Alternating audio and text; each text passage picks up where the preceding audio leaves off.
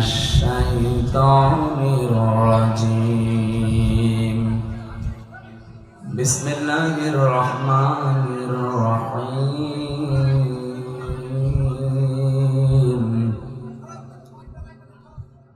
تلك آيات الكتاب المبين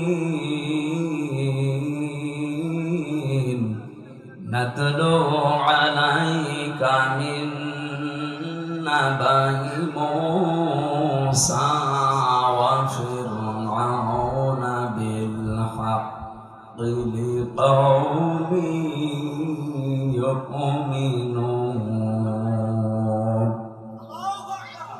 صدقت يا ربنا সুন্নাত নয় শুধু দাওয়াতের মেহমান, সুন্নাত নয় শুধু খাওয়া শেষে মধুপান, আরো কিছু সুন্নাত আছে তুমি জানো কি?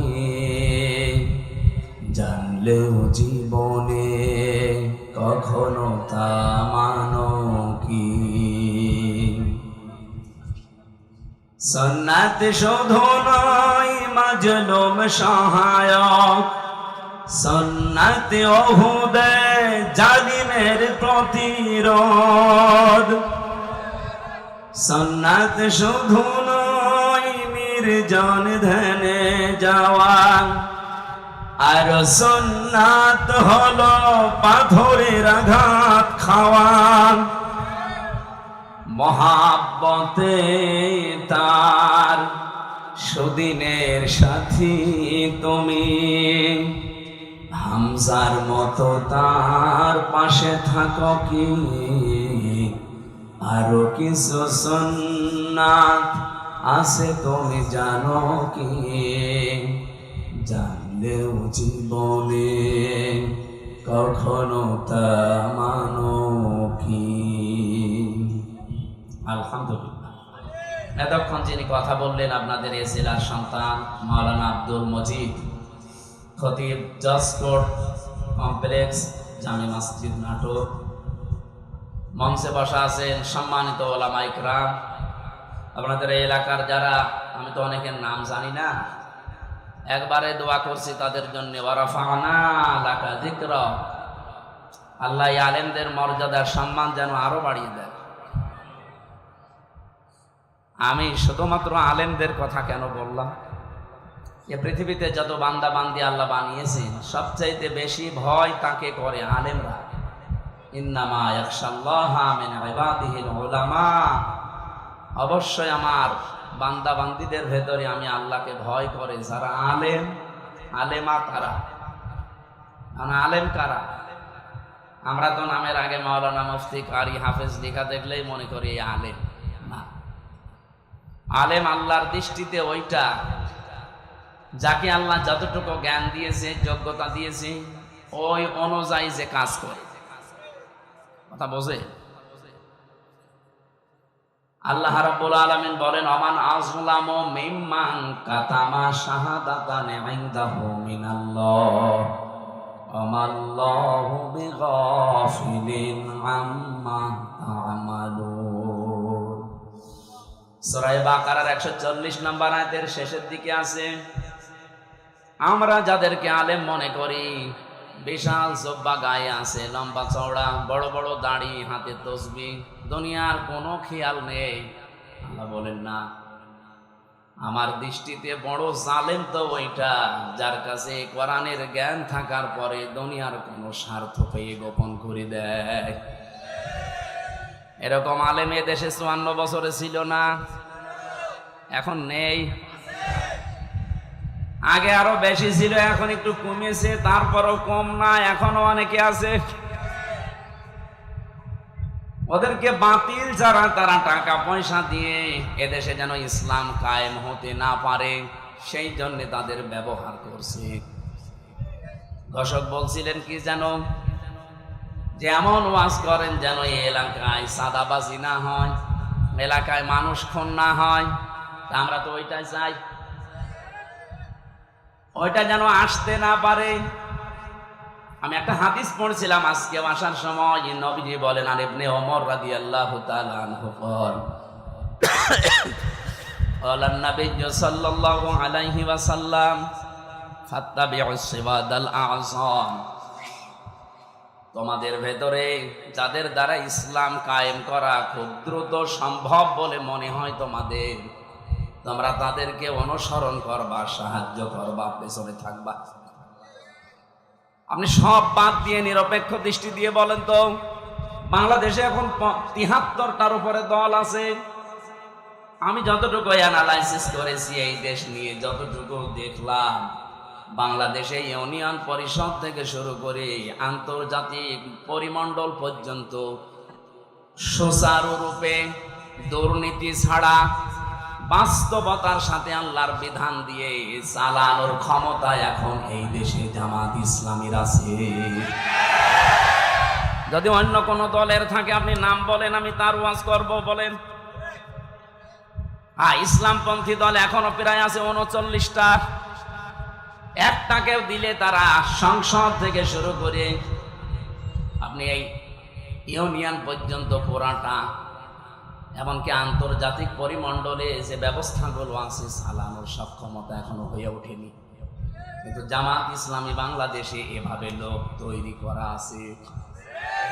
আপনি বলেন এটাকে আমি বানিয়ে বললাম? তাহলে হাদিস ছিল ফাত্তাবিউস সিওয়াদাল আযম, অনুসরণ করবা তাদের যাদের দ্বারা ইসলাম কায়েম করা দ্রুত সম্ভব। তা আমি তো হাদিসের বাংলা বললাম, খালি নামটা চলে এসেছে জামাত ইসলামী। অন্যটা যদি আমি পেতাম তাহলে তাদের নাম বলতাম। আমি তো মিলিয়ে দেখছি যে না, কেউ সম্ভব না। হয়তো ইউনিয়ন পারবে, উপজেলা পারবে, পৌরসভা পারবে, হয়তো সংসদ ভবনও পারবে। আন্তর্জাতিক পরিমণ্ডলে যে বিষয়গুলো আছে এগুলো ক্যাপচার করার জন্য যোগ্যতা লাগে। বিদেশে একজন মেহমান এসেছে, আপনার সাথে অর্থনীতি নিয়ে আলোচনা করবে। আপনাকে অর্থনীতি পুরাটা তাকে ইসলাম দিয়ে সুদ ভিত্তিক অর্থনীতি, ওটা ভেঙ্গে চোরমার করে এটাকে বিজয় করা লাগবে। সে তো আপনাকে আসবে বড় বড় জায়গা থেকে এসে এমন এমন যুক্তি দেবে, আপনি তার ভাষাও বোঝেন না, তার যুক্তিও বোঝেন না।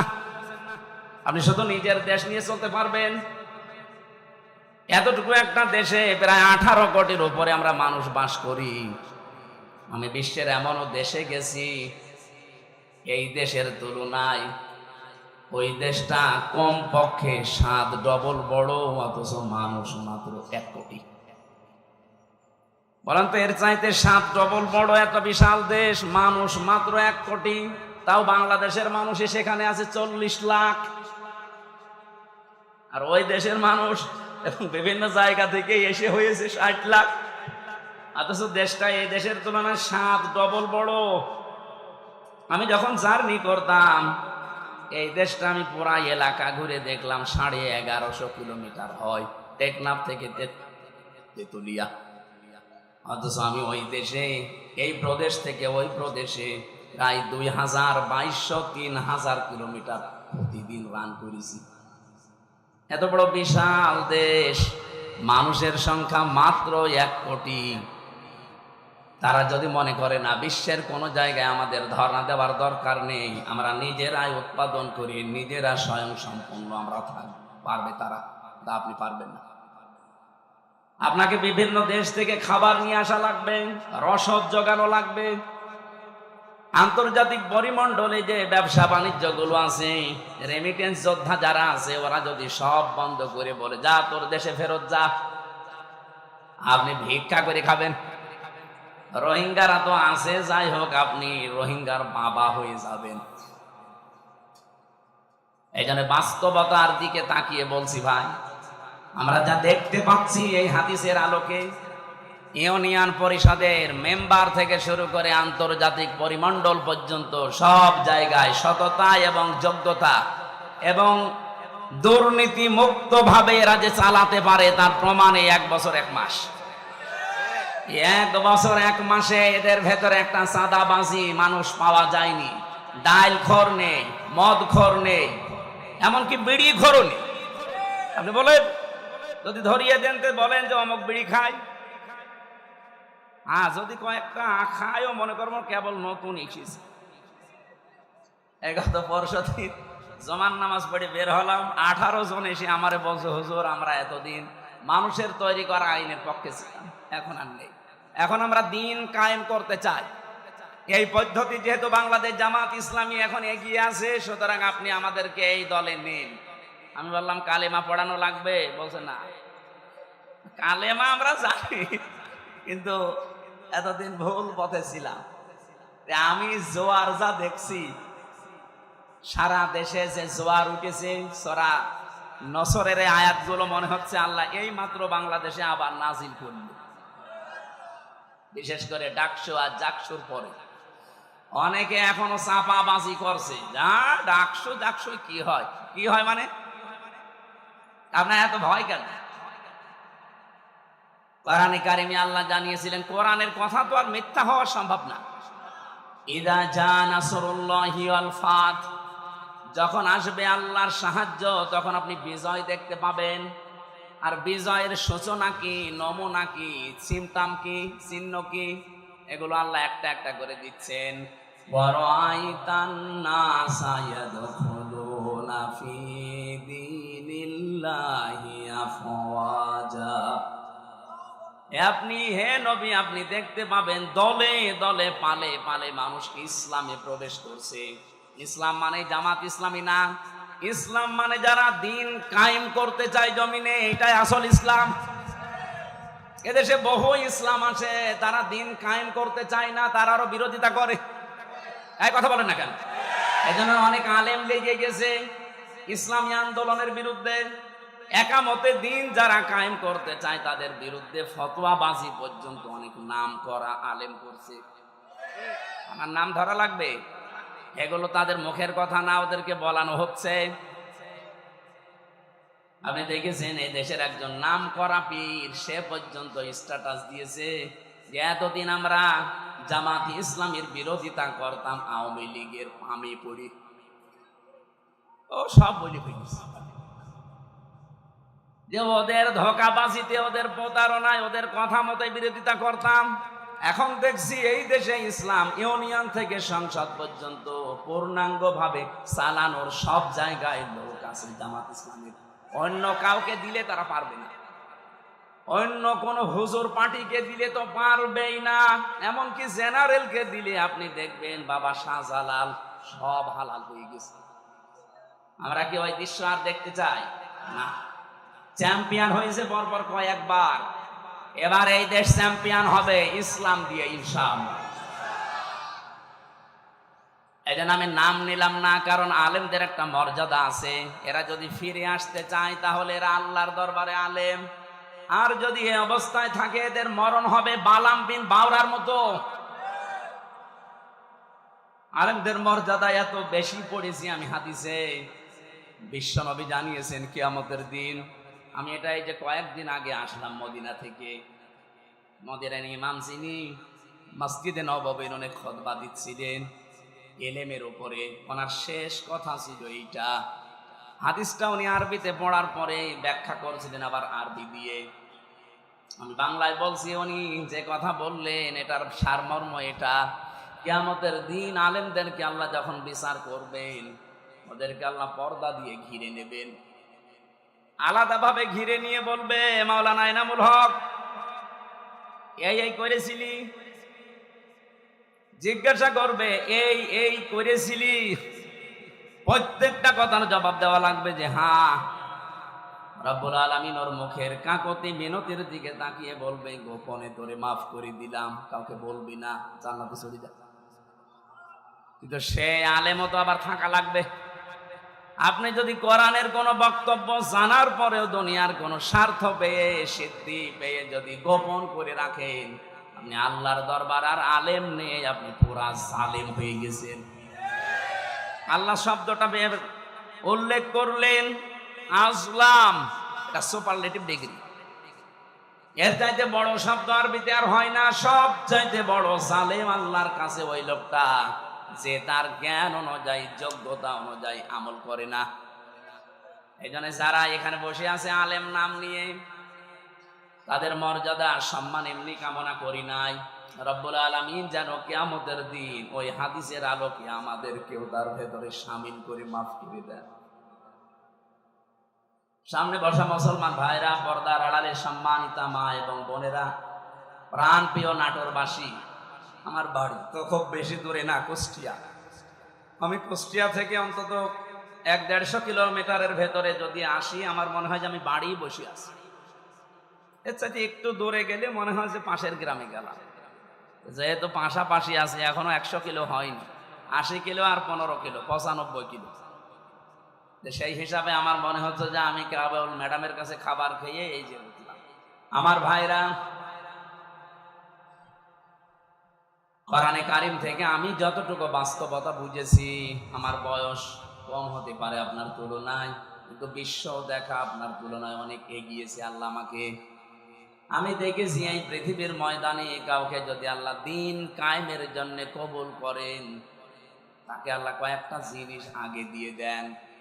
সূরা শূরার 13 নম্বর আয়াতে এটা আপনি পাবেন, শেষের দিকে আছে, আল্লাহু ইয়াজতাবি ইলাইহি মাইয়াশা ওয়া ইয়াহদি ইলাইহি মাইয়ুনিব। রব্বুল আলামিন বলেন, আমি আল্লাহ যাকে ইজতেবা করি, পছন্দ করি, মনোনীত করি, নির্বাচিত করি, যাকে আমার ভালো লাগে, এই মানুষটাকে আমি দুনিয়াতে দিন কায়েমের জন্য নিয়োজিত করে দেই। পৃথিবী একদিকে দিয়ে দেবেন, দিন কায়েমের আন্দোলন ওর কাছে একদিকে আল্লাহ করে দেবে। আল্লাহ বলেন, আমি কেন করি জানো? ওয়া ইয়াহদি ইলাইহি মাইয়ুনিব। যে লোকটা দুনিয়াতে মন থেকে আমি আল্লাহর দিনের দিকে সত্যিকার অর্থে ফিরে আসতে চাই, তাকে আল্লাহ এইভাবে নির্বাচিত করেন। আপনি আন্দাজে আসতে পারবেন না, আপনার মন আগে দিনের দিকে ফিরে আসা লাগবে ইখলাসের সাথে। সুতরাং এই দেশে যারা দিন কায়েমের জন্য চেষ্টা চালায়, আপনি বিশ্বাস করতে পারেন আল্লাহ আপনাকে সবার ভেতর থেকে বেছে নিয়েছেন, নির্বাচিত করেছেন, পছন্দ করেছেন, মনোনীত করে ফেলেছেন। এর আগের শব্দে আপনি তাকান, যারা মুখস্থ আছে আপনি দেখেন যে বাড়িতে সূরা শূরার 13 নম্বর আয়াতের শেষের আগে আছে, কাবুরুন আলাল মুশরিকিনা মা তাদউহুম ইলাইহি। হে নবী, আপনি যেদিকে মানুষকে ডাকেন যে আসো আমরা সবাই আল্লাহর বিধান কায়েম করি, কারণ আপনাকে শুধু আমি না, পৃথিবীর যত নবী পাঠিয়েছি মাত্র 2 জন নবীকে বাদ দিয়ে প্রতিটা নবীর উপরে আমার আদেশ ছিল, আন আকিমুদ্দিন ওয়ালা তাতাফাররাকু ফি, যে দিন কায়েম করো, আল্লাহর বিধান জমিনে কায়েম করো, এ বিষয়ে কোনো মত পার্থক্য করবা না। আজ যে আলেমরা এই দেশে টাকা খেয়ে দিন কায়েমের বিরুদ্ধে ফতোয়া দেন, আপনি মাজারের বিরুদ্ধে ফতোয়া দেন না, যেখানে প্রকাশ্য শিরিক হয়, বেদাত হয়। ইসলাম যারা কায়েম করতে চান তাদের বিরুদ্ধে আপনি লাগেন। হ্যাঁ, তাদের পদ্ধতি ভুল হতে পারে, কিন্তু তারা তো দিন কায়েমের বাইরে মানুষের তৈরি করা আইন কায়েম করতে চায় না। আপনি যদি সাহায্য করতে না পারেন, মুখ বন্ধ করার দরকার ছিল আপনার। আর আপনি আরো মানুষের ভেতর বিভ্রান্ত ছড়ানোর জন্য আলেম নাম নিয়ে জালেমের মতো কাজ করছেন। রব্বুল আলামিন জানিয়েছেন, হে নবী, আপনাকে শুধু না, এর আগে বড় বড় নবীদের নাম আল্লাহ নিয়েছেন। হযরতে ঈসা, মূসা, নূহ, ইব্রাহিম, এত বড় বড় পাওয়ারফুল নবীর নাম নিয়ে বললেন আপনাকেও আদেশ দিলাম, তাদেরকেও দিয়েছিলাম যে দিন কায়েম করেন, আমার বিধান কায়েম করেন, জমিনে কোনো মত পার্থক্য, কোনো ফতোয়াবাজি করবেন না।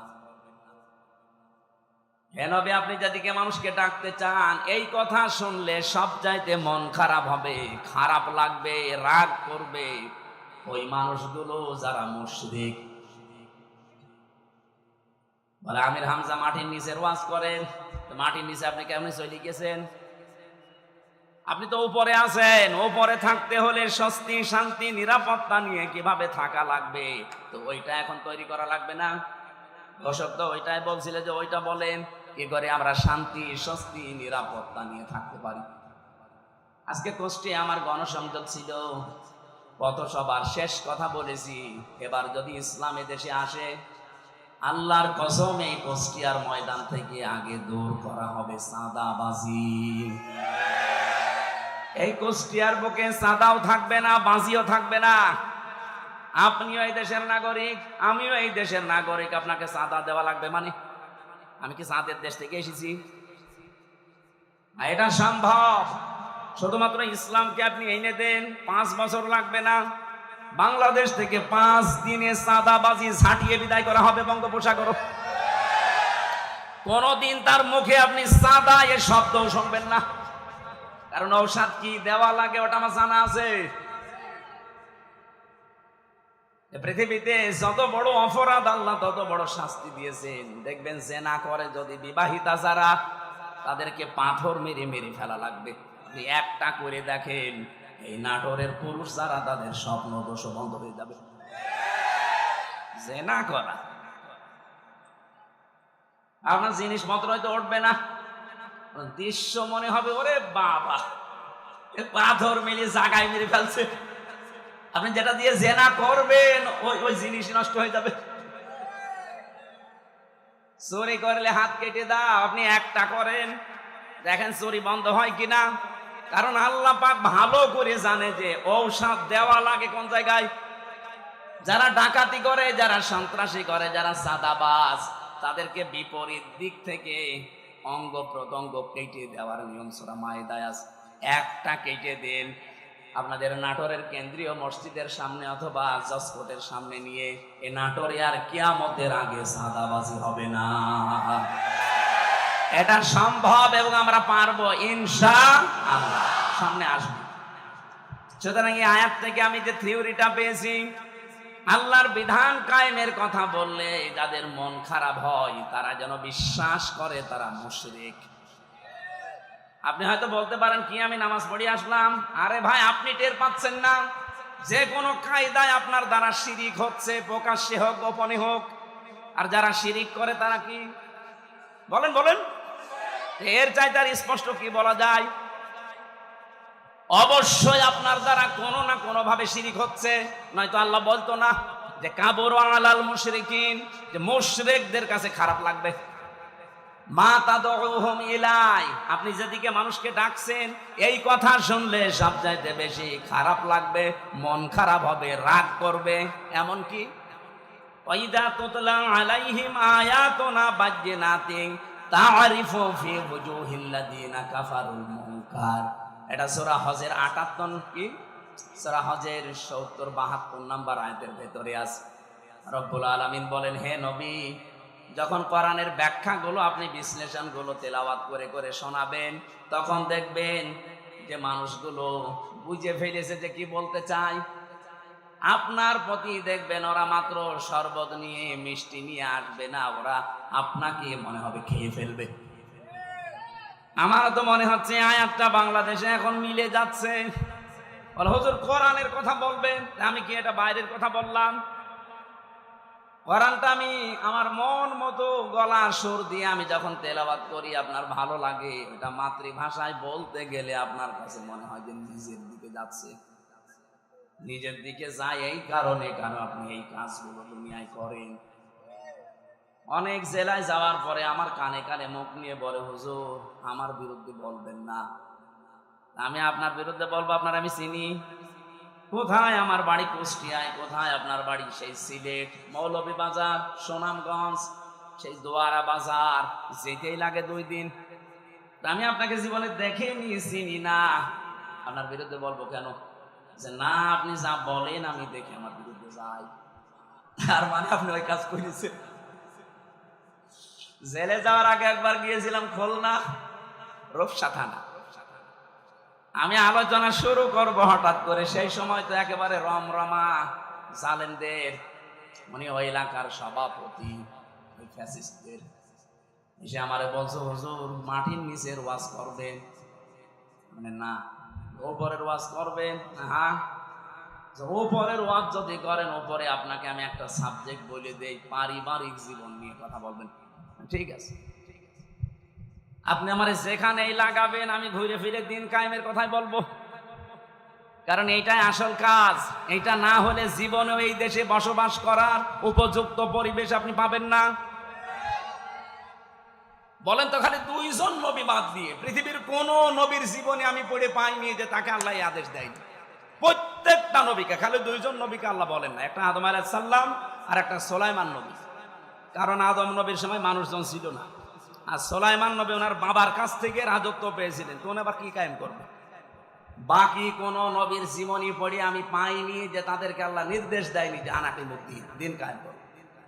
নামাজ পড়া যেমন ফরজ, এমনকি বহু নবীর জীবনে আমি পড়েছি তাদের জীবনে নামাজ ছিল না, তাদের জীবনে রোজা ছিল না, কিন্তু তাদের জীবনে দিন আল্লাহর বিধান কায়েম করা লাগবে, এইটা ছিল। আল্লাহর বিধান আরো আছে যেগুলো, ওইগুলো। আমার ভাইরা, এখান থেকে আপনার জন্য আমার যেটা বক্তব্য, যদি আপনার মন খারাপ লাগে তাহলে আপনি বুঝে নেবেন যে আপনার দ্বারা যেহেতু শিরিক হচ্ছে আর আপনি মুশরিক, মুশরিকের কোনো ইবাদত কবুল হওয়ার সম্ভাবনা আছে। এতটুকু বললেন কি আছে আপনি জানেন? কোরআনে কারিমে এত কঠিন কথা মুশরিকদের বিরুদ্ধে, অকদিমনা ইলা মা আমিলু মিন আমালিন ফাজআলনাহু হাবাআম মানসুরা। কিয়ামতের দিন মুশরিকদের আমল নামাটা আল্লাহ এভাবে দেখবে, যেই দেখবে শিরিকের ওটা ধুলি কণার মতো মুখের উপরে নিক্ষেপ করবে। আজ তো শুনতে খারাপ লাগছে, কিয়ামতে কোটি কোটি মানুষের সামনে যখন নিজের কাজ কারবার ধোলার মতো নিক্ষেপ হবে তখন কেউ পাবেন। সব চাইতে বড় আশ্চর্য কথা কোরআনে মুশরিকদের বিরুদ্ধে, ইন্নাহু মাইয়ুশরিক বিল্লাহ ফাকাদ হারামাল্লাহু আলাইহিল জান্নাহ ওয়া মাআওয়াহুন নার।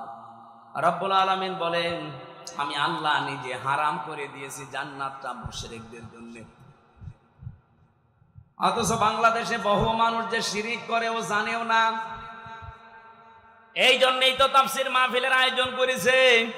আমরা জেনে হোক না জেনে হোক শিরিক করে যদি মুশরিকি হয়ে যায়, তা কিসের ঈদগায় মাহফিল দিয়েছেন, কিসের মসজিদ বানাচ্ছেন? আশা করছে আপনার আজকে বিবেক খুলবে। আরে ভাই, আপনি আমল না করেন, ইমানটা নিয়েও যদি যেতে পারেন তাও তো জাহান্নামে যাওয়া লাগবে না।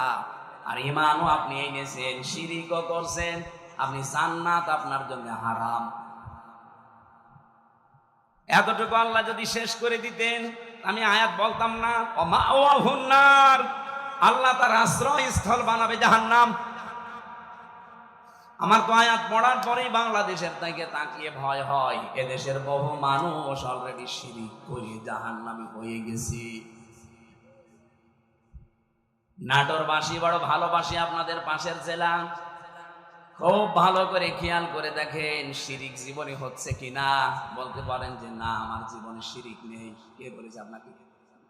শিরিকের এক কথায় জবাব হচ্ছে, আল্লাহ যেটা পারে ওইটা অন্য কেউ পারে, এই কথা বিশ্বাস করার নাম শিরিক। বলেন এবার আপনার জীবনে আছে কিনা?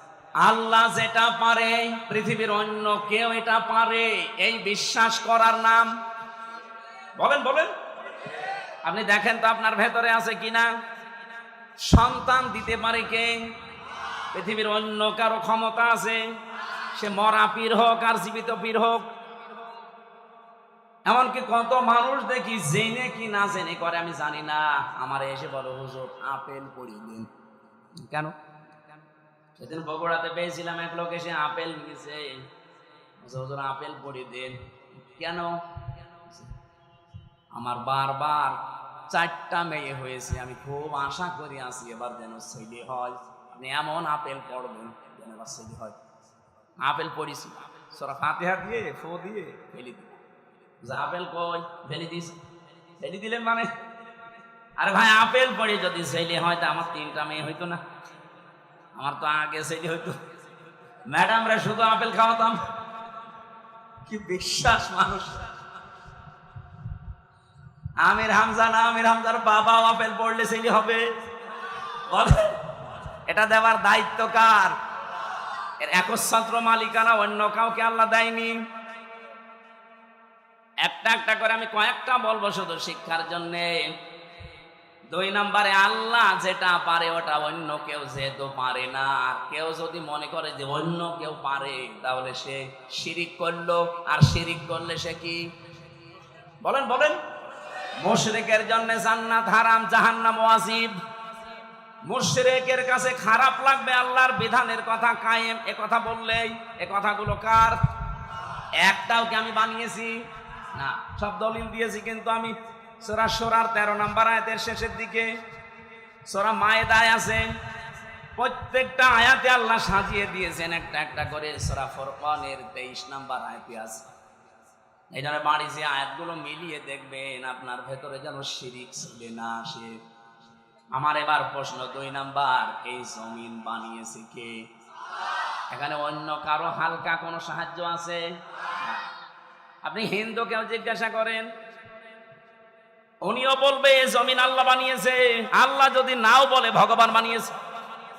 তো ওরা যাদের ভগবান বলে, আমরা আল্লাহ বলি, জিনিস একই। ওরা হয়তো ওই বাপ দাদার নিয়ম নীতি মেনে আসতেছে, এই জন্য সরাসরি বলতে পারে না। এই দিন জমান নামাজ পড়িয়েছি কুষ্টিয়ায়। এখানে 100 ঘর হিন্দু, কয়েক ঘর মুসলমান একটা মসজিদ বানিয়েছে। ওরা মন্দির দেখাতে নিয়ে গেল।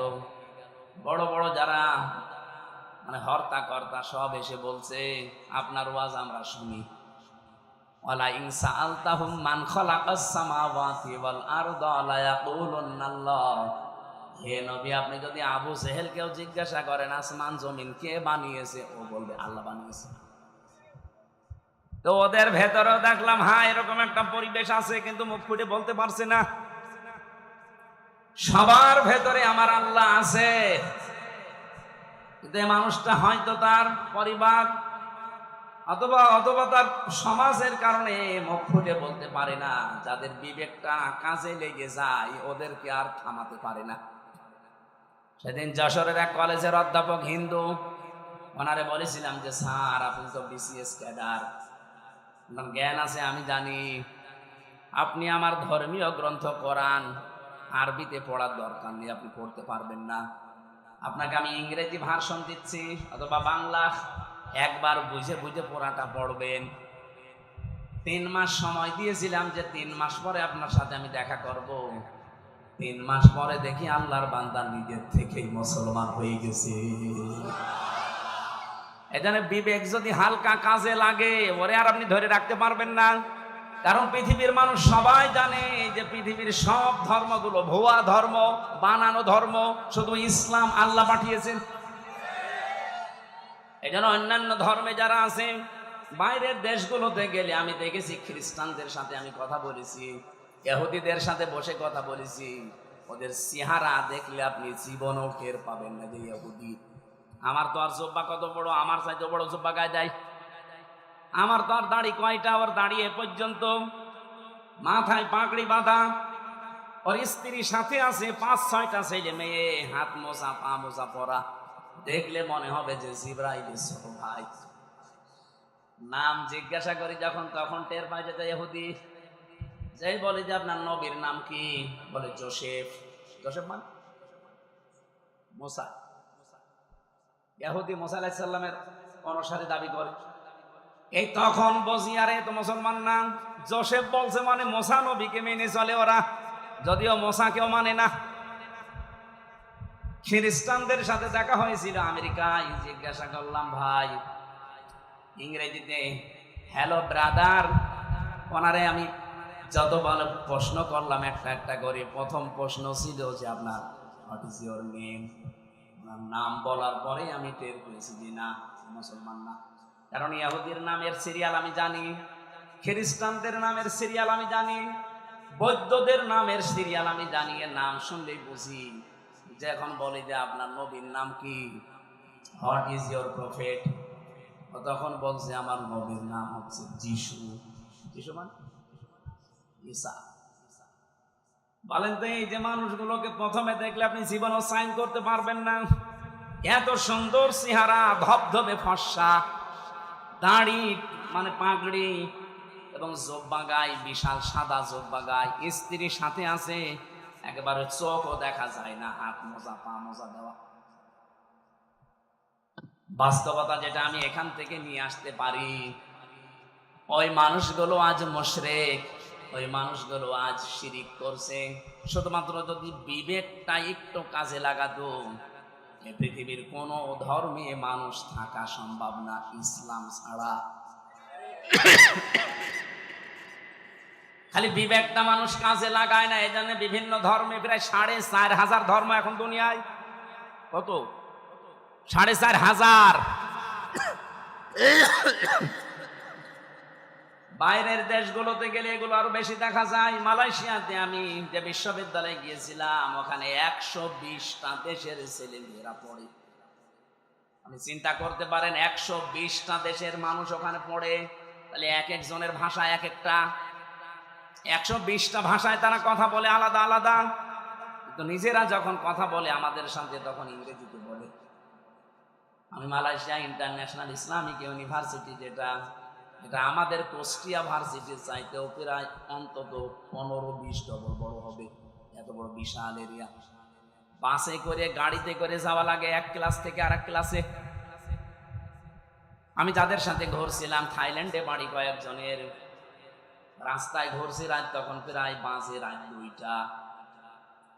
হঠাৎ দেখে একটা মোবাইল পড়ে আছে, আমারে উনি ওনার ভাষা দিয়ে বলছে, আপনার বাড়ি তো বাংলাদেশে, এই মোবাইলটার পাশ দিয়ে যদি শুধু বাংলাদেশ আর ভারতের ছেলে মেয়েরা না যায়, কিয়ামত পর্যন্ত পড়িয়ে থাকবে, কেউ নেবে না। আমার কি সুনাম করলো না, বাস দিল। বলছে বাংলাদেশ আর ভারতের ছেলে মেয়েরা যদি যায় গায়েব করে ফেলবে। পৃথিবীর এখানে প্রায় 120টা দেশের ছেলে মেয়েরা আছে, কেউ এর পাশ দিয়ে গেলে ঘুরিয়েও তাকাবেন না যে লোকের জিনিস আমি কেন নেব। কিন্তু আপনারা যে এমন মানুষ, আমি ওনারে পরে হাসির ছলে বললাম যে ভাই আপনি কি আমার সুনাম করলেন না, বাস দিলেন।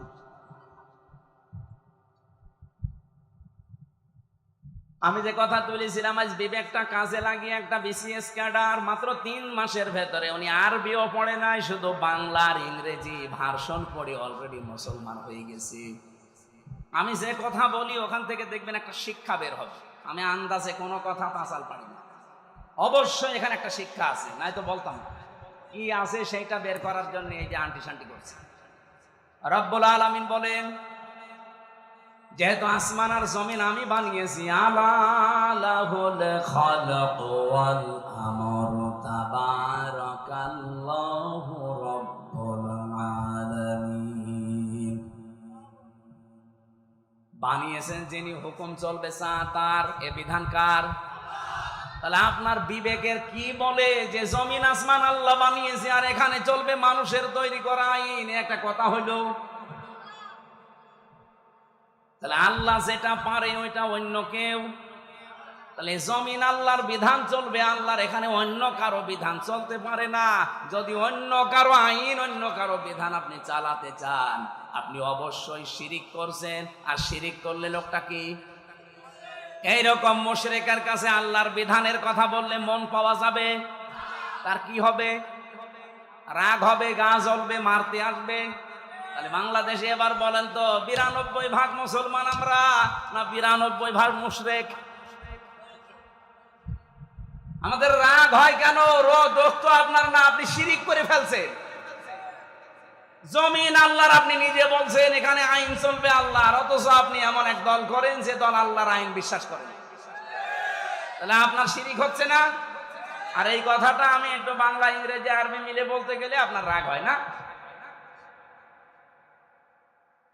এরপরও আমি জানি কিছু মানুষের মন ফিরবে না, কারণ ওদের আবু জেহেলের মতো খতম করে দেওয়া। খাতামাল্লাহু আলা কুলুবিহিম ওয়া আলা সামিইহিম ওয়া আলা আবসারিহিম গিশাওয়া ওয়া লাহুম আযাবুন আযীম। হে নবী, আমি ওদের অন্তরের উপরে মোহর লাগিয়ে দিয়েছি। আপনি যতই সুন্দর করে বলেন, নবীজি আবু জেহেলের কাছে 350 বারের উপরে দাওয়াত নিয়ে গেছে, এরপরও লোকটার মন তৈরি হয়নি।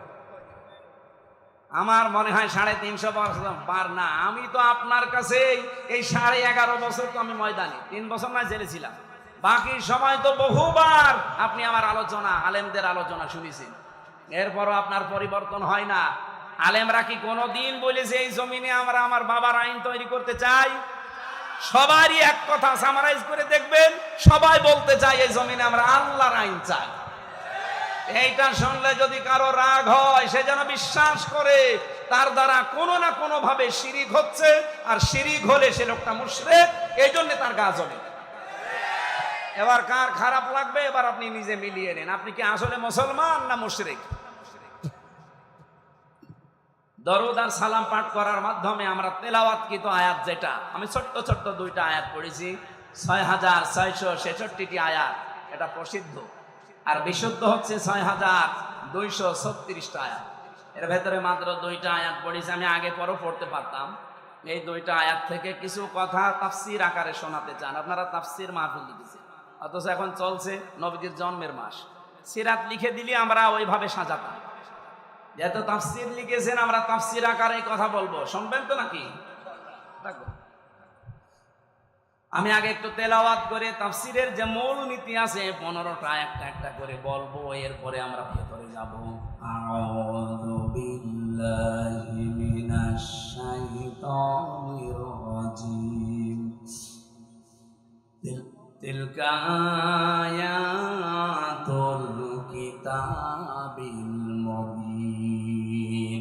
এখান থেকে এবার একটা শিক্ষা বের হবে। রব্বুল আলামিন বলেন তিলকা, এই আয়াতুন, এটা বহু বচন। এই আয়াতগুলো যেগুলো এখন আপনাদের সামনে আমি বলবো, এই আয়াতগুলো হচ্ছে আল কিতাব। কিতাবের আগে আলিফ লাম আছে, এরপরে আছে মুবিন। আল্লাহ পাক বলেন এটা স্পষ্ট কিতাবের আয়াত। আমার প্রশ্ন হচ্ছে, কোরআন কি স্পষ্ট না অস্পষ্ট? না না, আপনার বলা ঠিক হয়। আপনি তো স্পষ্ট না কোরআন আপনার কাছে। এনামুল ভাই বললে বলতাম, আপনার এখন যদি আমি পেটে বোম মারি, তিলকা মানে কি বলতে পারবেন? আপনার কাছে স্পষ্ট হয় কি করে? তার মানে আমি ওই মানের লোক চাচ্ছিলাম। এখান থেকে ডানে বামে আলেমগুলো যদি বলতো স্পষ্ট, আমি কম প্রশ্ন করতাম না। যারা সবাই একবারে বললেন আমার কাছেও কোরআন স্পষ্ট না, আপনি মিথ্যা বলেছেন। কিতাব যদি আপনি স্পষ্ট করতে চান, কিতাবের কাছে আসা লাগবে। কথা বলেন না কেন? আপনি এই যে বয়সে আছেন, এই বয়সে এখন মাদ্রাসায় ভর্তি হয়ে সময় দিতে পারবেন? এই কথা বললেন না? আপনার বয়স এখন 55 বছর, আপনি এখন মাদ্রাসায় ভর্তি হয়ে সময় দিতে পারবেন? ওই 8 বছর 9 বছরে ভর্তি হয়ে যেভাবে পড়ছে পারবেন না। কিন্তু আল্লাহর একটা বিশেষ অনুগ্রহ এই বাংলাদেশের উপরে। এই দেশে এখন এমন একটা মাদ্রাসা, এমন একটা বিশ্ববিদ্যালয় আছে যেখানে ভর্তি হয়ে গেলে আপনাকে কোরআন শিখাবে। সেটা বাংলাদেশে জামাত ইসলামী। আপনি হয়ে দেখেন, 15টা পয়েন্ট পূরণ করা লাগে প্রতিদিন। এই লোকটা খুব শিক্ষিত না, আমি ওনাকে চিনি, ম্যাট্রিক পাসও করে নাই, কিন্তু এই জায়গায় আসার কারণে ওনাকে বিশ্ববিদ্যালয়ে ভর্তি হওয়ার সিস্টেম করে দেওয়া হয়েছে। প্রতিদিন কোরআন শরীফ শুদ্ধ করে পড়া লাগবে। আবার কয় আয়াত পড়বেন, বুঝে পড়েন না, আন্দাজে পড়েন, আবার লেখা লাগবে। 1 মাস পরে আবার দায়িত্বে যারা আছে তাদের দেখানো লাগবে। এর চাইতে বিশ্ববিদ্যালয় কোথায় পাবেন আপনি? আর আপনার যে বুড়ো বয়সে কোন ভার্সিটি আপনাকে নেবে? যে না, আসেন এই বিশ্ববিদ্যালয়ে আপনাকে আলেম বানানো হবে। খুব বেশি দিন লাগবে না, মাত্র 6 মাস আপনি সময় দেন, আমি গ্যারান্টি দিচ্ছি আপনি এই দেশের বহু আলেমের চাইতে জ্ঞানী হয়ে যাবেন। আমার কথার অর্থ আপনি বুঝেছেন? আপনি স্পষ্ট হন কোরআনের কাছে এসে। বহু আলেম কোরআনের এই শব্দগুলো জানে না, কেন আলিফ লাম দেওয়া হয়েছে এটাও বলতে পারে না। আমার মনে হয় এখানে যদি 100 জন আলেম থাকে, 50 জন বলতে পারবেন যে আলিফ লামের নাম কি। আলিফ লাম 4 প্রকার। এখানে যেটা আছে এটা নির্দিষ্ট করার জন্য আল্লাহ দিয়েছেন। কেন দিলেন? এই পৃথিবীতে কিতাব বলতে একটাই, কোরআন শরীফ। কোরআন বাদ দিয়ে পৃথিবীর যত বই আছে সব কোরআনের ব্যাখ্যা। যেভাবেই লেখেন না কেন ওটা কোরআনের ব্যাখ্যার ভেতরে পড়বে। আপনি যদি চাঁদ নিয়ে লেখেন, চাঁদের কথা কোরআনে নেই। বলেন বলেন। যদি এই জমিন নিয়ে লেখেন, জমিনের কথা কোরআনে নেই। যেটাই করবেন ওগুলো আসলে কিতাব না, ওগুলো কিতাবের ব্যাখ্যা। কিতাব কয়টা? আরো জোরে। কেমন কিতাব? স্পষ্ট বলেন বলেন। আল্লাহ পাক বলেন আলহামদুলিল্লাহিল্লাযী আনজালা আলা আবদিহিল কিতাবা ওয়া লাম ইয়াজআল লাহু ইওয়াজা। প্রশংসা করা লাগবে আমার, কেন? আমি আমার বান্দাকে কিতাব দিয়েছি। কিতাব কেউ দিতে পারে না, আল্লাহ নিজে পাঠিয়েছেন এটা তার বান্দার কাছে। এমন কিতাব দিলেন ওয়া লাম ইয়াজআল লাহু ইওয়াজা, যে কোরআনের ভেতরে, কিতাবের ভেতরে কোনো বক্ষতা নেই, যেখানে কোনো গোপন কথা আপনি পাবেন না। কোরআনে যা আছে সব স্পষ্ট কথা, সব ওপেন কথা, কোনো গোপন কথা আছে? আরো জোরে বলে। এজন্য কোরআনের নিয়মই এইটা, এর কাছে যদি কেউ বুঝে শুনে আসে, সে আর জীবনেও গোপন থাকে না, সে ওপেন হতে চায়। আর আমরা এমন কিতাবের আলেম, এত স্পষ্ট চলছে দুনিয়া এখন, এত সহজ হয়ে গেছে, এর পরেও বলে হুজুর আমি গোপনে আছি। কি কিতাব পড়ে আলেম হয়েছে যে এতদিন গোপন থাকা লাগবে? হযরত ওমর যেদিন শুধু কোরআন পড়েছিলেন সূরা তাহা, সঙ্গে সঙ্গে তিনি ওপেন হয়ে গেছেন। আর আমরা এমন হুজুর সারা জীবন তো গোপনে আছি, এখন একটা সুযোগ এসেছে তাও বলছে গোপনে আছি। ও মনে হয় কিয়ামতেও গোপনে থাকবে। আরে ভাই, আপনার কাছে কি মনে হয় এই যে সুযোগটা আল্লাহ তৈরি করে দিয়েছে, দলে দলে মানুষ পালে পালে। আমি তো সারা বাংলাদেশের 630টা থানা ঘুরছি, সারা দেশ আমার এই হাতের ভেতরে। আমি তো দেখতে পাচ্ছি অবস্থা কি। জোয়ার যা উঠেছে, আমার বিশ্বাস ইসলাম এবার সংসদে যাবে। আপনি যতই ষড়যন্ত্র করেন জীবনও ঠেকাতে পারবেন না। বিভিন্ন ষড়যন্ত্রের কথা আসবে, কিন্তু এগুলো মোকাবেলা করার জন্য আমরা দায়িত্ব দিয়েছি একজনকে। কে? আল্লাহুম্মা ইন্না নাজআলুকা ফি নুহুরিহিম ওয়া নাউযু বিকা মিন শুরুরিহিম। আমার জেলখানার 3 বছরের তাহাজ্জুদের নামাজের দোয়া ছিল এটা। আল্লাহ, ইসলামের বিরুদ্ধে, আমার বিরুদ্ধে এই দেশে যারা ষড়যন্ত্রে মেতে আছে, আমি তো পারলাম না, তোমাকে দায়িত্ব দিলাম, এদের ষড়যন্ত্রের বিরুদ্ধে তুমি যথেষ্ট। আল্লাহ পারবে না ইনশাআল্লাহ? উনি যে পারবে তার প্রমাণ জাহাঙ্গীরনগর, যেখানে টয়লেটের ভেতরে নামাজ পড়া লাগতো ইশারায়, সেখানে আজ আল্লাহু আকবার ধ্বনি উঠতেছে। সুবহানাল্লাহ বলতে পারেন না? সংসদেও ইনশাআল্লাহ আল্লাহু আকবারের ধ্বনি এবার যাবে। এখনো যারা আলেম, যারা ইমাম, যারা খতিব, এরা যদি বলে যদি আমি ইসলামের পক্ষে কাজ করি আর ইসলাম যদি এবার না যায়, তাহলে আমার ইমামতি থাকবে তো? আরে ভাই, আপনি ইমামতি নিয়ে আসেন, ইমামতি থাকবে না মানে? শুধু ইমামতি থাকবে না, ওই কমিটির উপরে আর নির্ভর করা লাগবে না। ইসলাম গেলে আপনার বেতন দেওয়া হবে রাষ্ট্র থেকে। পশ্চিমবঙ্গে আমি বেশি থাকতাম আগে, কারণ এই সমস্ত জায়গায় তো আল্লাহর ওলিরা আসতে দিত না। তখন ওই জায়গায় থাকতাম পশ্চিমবঙ্গে। পুরা এলাকা আমি এই বাংলাদেশের মতো চষেছি, ওই পশ্চিমবঙ্গ পুরাটা। মমতা ব্যানার্জি ওই দেশের ইমামদের সাথে, খতিবদের সাথে মিলে দেখলাম আর একটা হিন্দু দেশ, অথচ ওখানে ইমাম, মুয়াজ্জিন, খাদেম আর খতিব 4 জনের বেতন দেওয়া হয় রাষ্ট্র থেকে। মমতা ব্যানার্জি একটা হিন্দু মহিলা, সে যদি বেতন দিতে পারে ইমামদের, খতিবদের, মুয়াজ্জিনদের, আর আমরা ইসলাম নিয়ে গেলে ইমাম, মুয়াজ্জিন, খাদেম, মাদ্রাসা, মসজিদ, আলেম ওলামার বেতন রাষ্ট্র থেকে দিতে পারবো না? শুধু যে টাকা পাচার হয়েছে ওইটা নিয়ে আসতে পারলে তো কিয়ামত পর্যন্ত বেতন দেওয়া যাবে। আপনি জানেন কত টাকা পাচার হয়েছে? এক দরবেশ 36,000 কোটি টাকা পাচার করেছে। 36,000 কোটি। আমার মনে হয় আমার মতো হামজারে কিয়ামত পর্যন্ত গুনতে দিলে আমি গুনি শেষ করতে পারবো। একজন দরবেশই যদি এই করে, তাহলে যারা ধরবেশ ওরা যে কি করেছে। সেদিন মনে হয় সিঙ্গাপুরে ছিলাম, যে হোটেলে উঠেছিলাম, না মালয়েশিয়া, 118 তলা হোটেল। আমি আর এক হোটেলে, আমি বললাম এত জায়গা এত দূরে আমার দেখেন না, আমার কাছে দিন। ওই হোটেলটা 75 তলা। 75 তলার উপরে উঠে আমি জানালা খুলে দিয়েছি, আমার মনে হচ্ছে যে একটা জান্নাতের মতো বাতাস আসতেছে। ওখান থেকে বললাম একটু নিচে যেয়ে দেখি তো খাবার পাওয়া যায় কিনা। নিচে যেয়ে নামলাম, নেমে দেখি 2 জন বসে বসে, রাত 2টা বাজে চা খাচ্ছে। আমি চেহারা দেখে বুঝে ফেলেছি। আমি যে সালাম দিলাম, আসসালামু আলাইকুম, ও তো বলবে যে ওয়ালাইকুম আসসালাম না, বলছো হুজুর আমরা আগে পালিয়েছি। একটা সালামের জবাব হইল, আমি দিলাম আপনার সালাম আর আপনি বলছেন আমরা আগেই পালিয়েছি। কি বলেন আপনি? না, ওই 4 তারিখে দেখলাম যে ভাব ভালো না, চলে এসেছি। আপনি এই হোটেলে আছেন, অথচ আপনার তো শুনেছি যে 620টা বাড়ি। কত? 620টা বাড়িও না না, ওই যে ভূমি মন্ত্রী ছিল যেটা সাইফুদ্দিন জাবেদ নাকি না, ওর সাথে আরেক শয়তানও আছে। বলজ হুজুর আমার সাহেব পাড়া আছে মালয়েশিয়ায়, আমার কানাডাতে বাড়ি আছে বেগমপাড়া, লন্ডনে আছে, এই যে এখানেও আছে পাশের রাষ্ট্র সিঙ্গাপুরে, কিন্তু আমি যেতে পারি না। এই দেশে 20 লাখ বাঙালি থাকে, আমি যদি বাইরে যাই আমার ভত্তা পানি খাই, খুব গোপনে আসি, নামি না। এই যে রাত 2টো বাজে নেমেছি, আপনি আমার জন্য দোয়া করেন। দোয়া আপনার জন্য আসবে, কি দোয়া কর? এখন দোয়া করলে তো বদদোয়া হবে। কি করেছেন? 620টা বাড়ি মানুষ বানায়, আমার একটা বাড়ি, তাই আমি মনে হয় বছরে 2-3 মাস থাকতে পারি, বাকি সব সময় রাস্তায় থাকে। আপনি কবে থাকবেন এ বাড়িতে?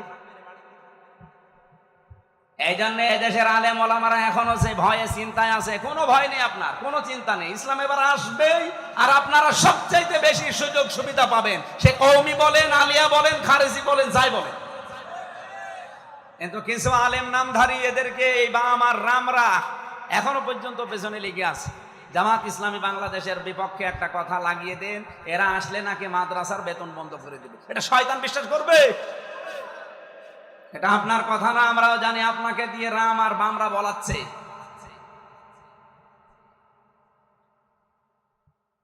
আমার ভাইরা, এই জন্য কিতাব যেহেতু স্পষ্ট, আমরা স্পষ্ট কথা এবার বলবো। এটা যদি কেউ রাজনীতির গন্ধ খুঁজে মনে করেন এটাও আমাদের মতো ধান্দাবাজি, এক চোর আর একজনকে চোর মনে করে, এই কথা বলেন না কেন? আমি তো কোরআনের আয়াত দিয়ে স্পষ্ট কথাই বলবো এবার, কিন্তু আপনার ভেতরে দোষ আছে, আপনি মনে করবেন আমিও মনে হয় আপনার মতো ধান্দাবাজ। না, আপনার মতো ধান্দাবাজ বাংলাদেশ জামাত ইসলামীতে নেই। কারণ এই দেশে জামাত ইসলামী একমাত্র দল যারা গ্যারান্টি দিয়েছে যদি এই দেশে রাষ্ট্র ক্ষমতায় তারা যেতে পারে, 1 টাকার মালিক তারা হবে না। আমিরে জামাত ঘোষণা দেয়নি যে এই দেশ থেকে যদি কেউ এমপি হয়, মন্ত্রী হয় জামাত ইসলামী থেকে, 5 বছরে তাদের 1 টাকা বাড়বে না। অন্য কোন দলের লোক এই ঘোষণা দিক, ওই দল থেকে এমপি দাঁড়াবে না। কি কথা বলেন না কেন? আমার নিজের আসনে একজন আছে, উনি ঘোষণা দিয়েছে এই সিট রক্ষা করার জন্য আমি দরকার হয় 50 কোটি টাকা খরচ করব। আপনার কি লাভ? আমার 1 টাকা খরচও নেই, তোলার ধান্দাও নেই। আর আপনি 50 কোটি টাকা যদি খরচ করেন, আল্লাহর কসম আপনি 100 কোটি টাকা মারবেন। এরকম মারিং কাটিং যারা, তাদের মতো আমরা হব এবার? বলেন বলেন। ওরা তো আমাদেরকে এইটাই মনে করে, এই জন্য ট্যাগ দেয় যেটা আমরা নাকি ইসলাম নিয়ে আমরা ব্যবসা করি। কে বলেছে আপনাকে? আমরা ইসলাম নিয়ে ব্যবসা করি না, আমরা জান্নাতের টিকিট বিক্রি করি না। জান্নাতে যাওয়া যায় কি করে? আমরা রাস্তা দেখাই। আপনি এভাবে দেখান, আপনারটাও মানুষ যাবে। আপনি দেখাতে পারেন না, আপনি শুধু আছেন মারিং কাটিং এর ধান্দায়। বাবা শাহজালাল কুত্তা বিড়াল সব হালাল, সব হালাল করে নিয়েছে। কুত্তা বিড়াল কি সব হালাল? তো মানুষের কাছে তো মনে হচ্ছে সব হালাল হয়ে গিয়েছে। আল্লাহ এত শত শত ঘটনা দিয়েছেন কোরআনে, তার ভেতরে একটা ঘটনা আমাদেরকে শোনাচ্ছেন আশার সঞ্চার করার জন্য। দেখেন তো আপনার আশা জাগে কিনা। নাতলু আলাইকা মিন নাবাই মূসা ওয়া ফিরআউনা বিল হক। নাতলু মানে আমি তেলাওয়াত করছি। কে বলেন বলেন? আল্লাহ বলেন আমি তেলাওয়াত করছি আলাইকা, আপনার কাছে বা আপনার উপরে আমি তেলাওয়াত করছি আপনার নিকটে, মিন নাবাই ঘটনা থেকে। কার ঘটনা? মূসা ওয়া ফিরআউনা, মূসা এবং ফেরাউনের, বিল হাক্কি সত্য ঘটনা। তার মানে এখন যেটা বলা হবে এটা মিথ্যা। বলেন বলেন। আল্লাহ বলেন আমি সত্য ঘটনাটা যেমন তেমন ভাবে না, যথাযথভাবে তোমাদেরকে আমি শোনাচ্ছি। হ্যাঁ, এটা শুনলে কি হবে? লিকৌমি ইউমিনুন, যে জাতির ভেতরে আমি আল্লাহর প্রতি বিশ্বাস আছে এই ইমানদারদের জন্য আমি বর্ণনা করছি। কি হয়েছিল শোনো, তোমরা তো ওই সময় ছিলে না। ইন্না ফিরআউনা আলা ফিল আরদি অবশ্যই ফেরাউন এই জমিনের ভেতরে ছিল একজন স্বৈরাচার, সন্ত্রাসী, সীমা লঙ্ঘনকারী। আমি একটা শব্দ যদি বানিয়ে বলি, যারা এখানে বসেন তাদের জিজ্ঞাসা করেন, আমি আয়াতটা বাংলাদেশের সাথে মিলিয়েছি, বলেন তো আল্লাহ ১৫০০ বছর আগে না হাজার হাজার বছর আগের ঘটনা এটা, এই নাজিলি হয়েছে এই ঘটনাটা ১৫০০ বছর আগে। তিনি বললেন এই পৃথিবীর জমিনে একজন ফেরাউন ছিল, সে ছিল সীমা লঙ্ঘনকারী। কি করেছিল সে? ওয়াজআলা আহলাহা শিয়া, এই জমিনে ওর দেশের মানুষের ভেতরে দলে বিদলে মানুষকে বিভক্ত করে রেখেছিল। আমাদের বাংলাদেশের দিকে তাকানি, ৫৪ বছরে বহু মানুষ এই দেশে দায়িত্বে এসেছে, তাদের একমাত্র টার্গেট ছিল ইসলাম যেন এক জায়গায় হতে না পারে। এবার একটু ৮টা দল ইসলামী এগুলো একটু এক জায়গায় এসেছে, অনেকের মাথা খারাপ হয়ে গেছে। ফেরাউনের অভ্যাস ছিল এই, ওর কর্মসূচি দিয়ে রেখেছিল এরা যেন এক জায়গায় হতে না পারে, এদের দলে বিদলে বিভক্ত করতে করতে ছোট ছোট দল বানিয়ে দাও। এ বাংলাদেশে এমনও দল আছে, উনি সভাপতি, ওনার ছেলে সেক্রেটারি, আর কেউ নেই। কি আমি বানিয়ে বললাম? জেলখানায় আমার সাথে একজনের দেখা হয়েছিল, ওনার নাম আব্দুল মতিন, উনি হচ্ছে আল্লাহর দলের সভাপতি সারা বাংলাদেশের। ওনারে বললাম যে ভাই আপনি তো সভাপতি, সেক্রেটারি কে? বলছে আমার ছেলে। আর লোক বলছে আর কেউ নেই। ওইটা একটা দল, আল্লাহর দল। এরকম দলে বিদলে বিভক্ত করে রেখেছে। ৭৩টা দল চলছে বাংলাদেশে এখন, শুধু নিবন্ধিত দল ৪৯টা। বাংলাদেশে আরো যেগুলো আছে আমি সেদিন হিসাব করে দেখলাম ৭৩টার উপরে। তাহলে এই যে ফেরাউন এই কাজ করেছিল হাজার হাজার বছর আগে, আর এই লেডিস ফেরাউনও আমাদেরকে দলে বিদলে বিভক্ত করে রেখেছিল এই কয় বছরে। ফেরাউনের সাথে দেশের কাজ মিলছে না। ফেরাউনের কাজ আর একটা ছিল, ইস্তাদিফু তাইফাতাম মিনহুম ইউযাব্বিহু আবনাহুম ওয়া ইস্তাহয়ী নিসাহুম। ওই ফেরাউন দুর্বল করে রেখেছিল এই দলে বিদলে বিভক্ত করে। ওই দেশে পুরুষদেরকে সে মেরে ফেলতো আর মেয়েদেরকে সে বাঁচিয়ে রাখতো। এর দুইটা অর্থ হতে পারে, হয়তো সন্তান হত্যা করেছিল লাখের উপরে, আপনারা জানেন। পুরুষদেরকে মেরে ফেলার অর্থ কি? এই ফেরাউন লেডিস যেটা বিদায় নিয়েছে এইটাও কিন্তু এই কাজ করেছিল। পুরুষদেরকে সরাসরি হয়তো জবাই করে মেরে ফেলেনি, কিন্তু একটা মানুষ যোগ্যতা সম্পন্ন হওয়ার পরে শুধু দলীয় পরিচয় দেখে তার চাকরি হয়নি, তার মানে তাকেও মেরে ফেলা সামনে। আমি কথা বোঝাতে পারিনি? মাওলানা এনামুল হক যেখানে ওঠার কথা সেই জায়গায় ওনার শুধু দলীয় পরিচয় থাকার কারণে ওই জায়গায় উঠতে দেয়নি, ওনারে বসিয়ে রেখেছে সেই যে নিচের চেয়ারে ওখানে।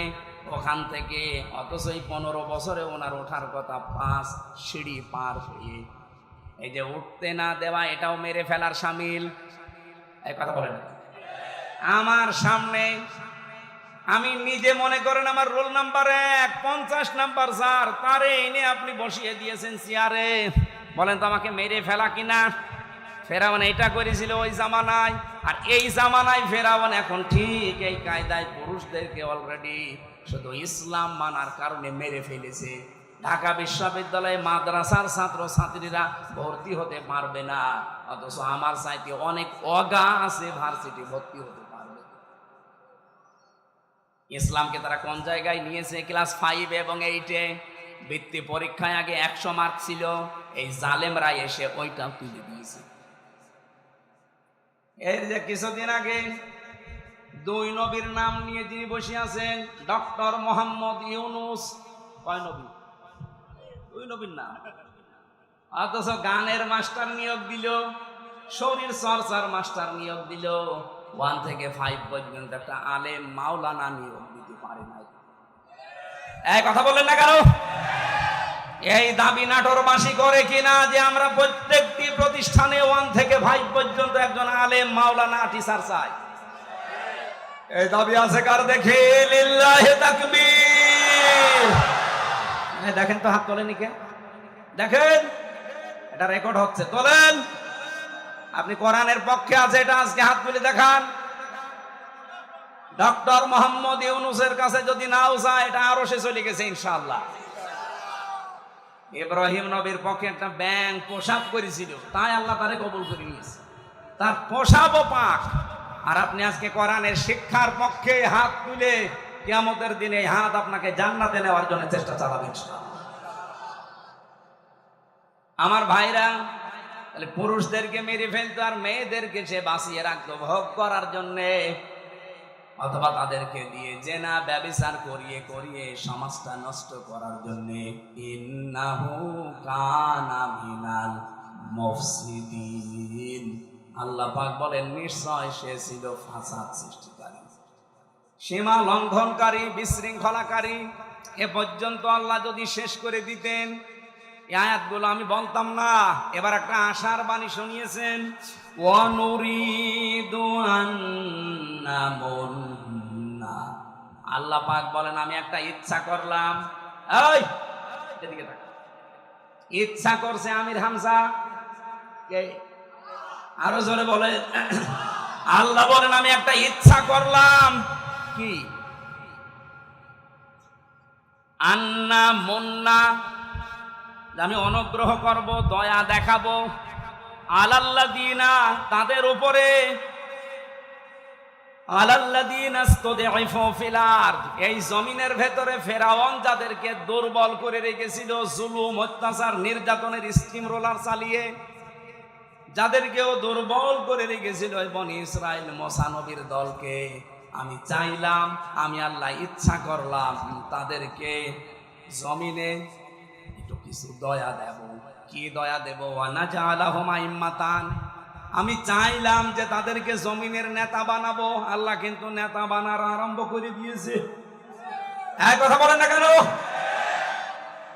এতটুকু না, ওয়ানাজআলাহুমুল ওয়ারিসিন, আমি চাইলাম এই জমিনের উত্তরাধিকারী তাদেরকে বানিয়ে দেব। আমার তো মনে হচ্ছে খাপের খাপ মুমতাজের বাপ মিলে যাচ্ছে। এখন যদি মনে করেন না ওদের সাথে মেলছে, আমাদের সাথে মেলে না, আপনার সাথে মেলবে কি করে? আপনার আদর্শ আছে, আপনার চরিত্র আছে। রাত 9টার পরে তো আপনার পা ঠিক মতো মাটিতে পড়ে না। আপনার চরিত্র কিসের? আপনি লাল পানি খান, আপনি ডাল খান, আপনি বাবা খান। আল্লাহ কাঁধের উপরে দয়া করেছে এটা দেখা লাগবে। যাদের উপরে ফেরাউন জুলুম, অত্যাচার, নির্যাতনের স্টিম রালি চালিয়েছিল, আমার তো মনে হচ্ছে 54 বছরে যাদের উপরে মিথ্যা তহমত দিয়ে, উল্টাপাল্টা কথা দিয়ে জাতির কাছ থেকে আলাদা করে রেখেছিল, বিশেষ করে 15.5 বছরে সবচাইতে বেশি জুলুম, অত্যাচার, নির্যাতন যে দলের উপরে করা হয়েছে, ওই দলকে আল্লাহ একটা অনুগ্রহ দিয়ে তাদেরকে জমিনের নেতা বানাবে এবং শাসন ক্ষমতা তুলে দেবে। আপনি বলেন মিলছে কিনা? যদি না মেলে আমি আয়াত পড়বো না। আমার তো কোরআন হাদিস পড়ে দেখতে পাচ্ছি, হ্যাঁ একেবারে 100% মিলে যায়। অনুমাক্কিনা লাহুম ফিল আরদ, আল্লাহ বলেন আমি চাইলাম জমিনে আমি তাদেরকে ক্ষমতায় বসাবো। অনুরিয়া ফিরাউনা ও হামানা ও জুনুদাহুমা, আর আমি দেখাবো ফেরাউনকে, হামানকে, হামান মানে মন্ত্রী, ফেরাউনকে আল্লাহ দেখাবে। এখন লেডিস ফেরাউন এখনো বেঁচে আছে, ওকে আল্লাহ দেখাবে। এমনকি ওর মন্ত্রী পরিষদ যারা পালিয়ে আছে তাদেরকেও দেখাবে। ও জুনুদাহুমা, এমনকি তার সৈন্যবাহিনী, তার দলের লোক যারা, তাদেরকেও আল্লাহ নিজে দেখাবে। এখানে ফাইল কর্তা আল্লাহ নিজে। কি করবেন? মিনহুম মা কানু ইয়াহদারুন, যাদেরকে নিয়ে ওরা সবসময় ভয়ে থাকতো, যাদের বিরুদ্ধে মিথ্যা তহমত দিয়ে জাতির কাছ থেকে আলাদা করে রাখতো, আল্লাহ তাদেরকে বসিয়ে ওদেরকে দেখাবে। এই সিদ্ধান্ত কার? আপনার রাগ হয় কোন কারণে? আজ ডাকশো, জাকশো, রাকশো, চাকশো, শাকশো, সব জায়গায় যদি বিজয়ীরা হয়, এই সিদ্ধান্ত নিয়েছেন কে? আরো জোরে। আপনার রাগ হয় কোন কারণে? আল্লাহ সিদ্ধান্ত নিয়ে এটা করছে, জমিনের শাসন ক্ষমতা আল্লাহ তাদের দেবে। এই জমিনের উত্তরাধিকারী এবার হবে ইসলাম। আরো জোরে বলেন ঠিক কিনা? এটা দেখতে চান না চর্ম চোখে? 54 বছর তো বিভিন্ন জিনিস আমরা আনকমন দেখেছি, এবার একটু দেখি না কেমন কি লাগে। খালি ইসলাম 5 বছর লাগবে না, 2 বছর চলবে। এই বাংলাদেশ মিনি জান্নাত যদি না হয়, আপনাই আমার কাছ থেকে বুঝে নেবেন। খালি 2 বছর চলতে দেন, কোরআনটা দিয়ে 500 আইন আছে এর ভেতরে। 151 জন যদি এবার যেতে পারে না কোরআন বুকে নিয়ে, এদেশ ঠান্ডা করতে কাউকে লাগবে না, 151 জনই যথেষ্ট। এক এক অধিবেশনে একটা একটা করে আইন পাশ হবে, আর বাংলাদেশের মানুষের ভাগ্যের চাকা খুলে যাবে। মালয়েশিয়ার মতো দেশ 2004 সাল থেকে 21 বছরে তারা দাঁড়িয়ে গেছে, আর আমরা 54 বছরে দাঁড়াতে পারি নাই, শুধু এই ডাকাতদের কারণে। 1628 জন মানুষ এখন দায়িত্বে আছে। এই মানুষগুলো হযরত ওমরের মতো বানিয়ে দেন, আল্লাহর কসম এই দেশটা মিনি জান্নাত হয়ে যাবে। প্রশাসনের উপরে যেই মানুষগুলো এখন দায়িত্বে আছে, এদের উপরে যে বৈষম্য চলছে, ইসলাম আসলে এটা প্রথম দূর করা হবে। এই যে পুলিশের 2,13,000 পুলিশ আছে। আগের জামানার কথা বাদ দিলাম, জালেমদের সময়, এখন প্রায় 2 লাখ পুলিশই অন্তত ভালো, 13,000 একটু খারাপ আছে। এরপরে ওরা যে বাম হাতের ইনকাম করে, শুধু দোষ ওদের না। আমরা কোরআনে কারিমকে এবার যদি সত্যি জায়গা মতো নিয়ে যেতে পারি, সর্বপ্রথম হাত দেওয়া হবে এই দেশের প্রশাসনে। ওদের প্রথম কাজ হবে, ওরা মেনে চলবে ওদের আইজির কমান্ড। বাংলাদেশে কোনো নেতা খেতা কোনো নেত্রীর কথা ওদের শোনা লাগবে না। 2 নম্বরে 8 ঘন্টা ডিউটির পরে যেই কয় ঘন্টা ওরা ডিউটি করে জনগণের জন্য, ওভার টাইম হিসাবে মাস শেষে বেতন দেওয়া লাগবে। 3 নম্বরে এই যে আজ নাটোর নলডাঙ্গা থানা থেকে, এটা কয় কিলো জানি না, কয় কিলো, 4 কিলো, এই 4-8 কিলো পথ ওরা এখানে এসেছে, এখানে থাকবে সারাদিন। মনে করেন সে দুপুরবেলা এসে এগুলো দেখছে, ওদের খাবার দাবার নাস্তা, এরপরে এই যাওয়া আসার যে বিল, এগুলো কিন্তু ওদের নিজেদের পকেটের টাকা। ওই যা বেতন পায় ওখান থেকে কেটে নেয়, ওখান থেকে খরচ করে। অথচ ওর উপরে ওর মা বাবা স্ত্রী সন্তান সবগুলো ডিপেন্ডেন্ট। কথা বলেন না কেন? ও কি করবে? ওই 32,000 টাকা দিয়ে যখন চলে না, তখন ওই মাম হাতের ইনকাম করে, আর তখন ওদের খারাপ বলে। একটা মানুষ খারাপ হয় কেন? ওই রাস্তাটা বন্ধ করে দেন, ও খারাপ হবে না।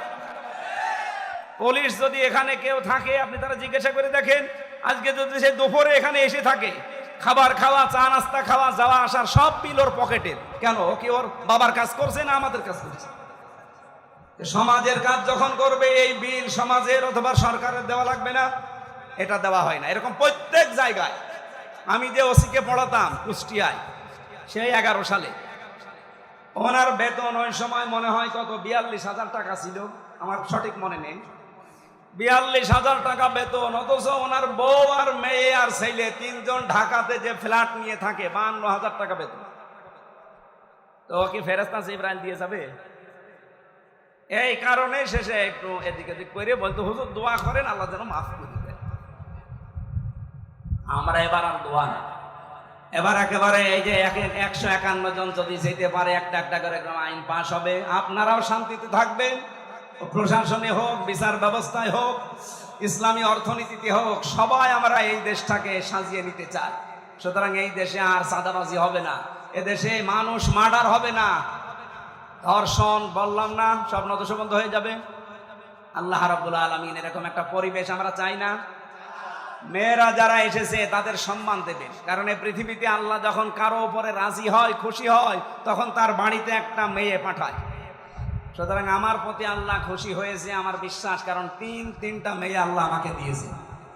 এই 3টা মেয়ের উপরে যদি আমরা দায়িত্ব পালন করি, 1 নম্বরে তাকে পেয়ে খুশি হওয়া, 2 নম্বরে তার ভালোবাসা আদর করা, তার পেছনে খাওয়া দাওয়া করানো যে খরচ আছে, 3 নম্বরে তাকে দিনের শিক্ষা দেওয়া, 4 নম্বরে সৎ পাত্রে পাত্রস্থ করা। বাকি 3টা আমি আদায় করে অলরেডি ফেলেছি, 4 নম্বরটা বাকি আছে। যদি আমি করতে পারি, নবীর হাদিস যে এই মেয়েটাই আমাকে জান্নাতে পৌঁছিয়ে দেবে ইনশাআল্লাহ।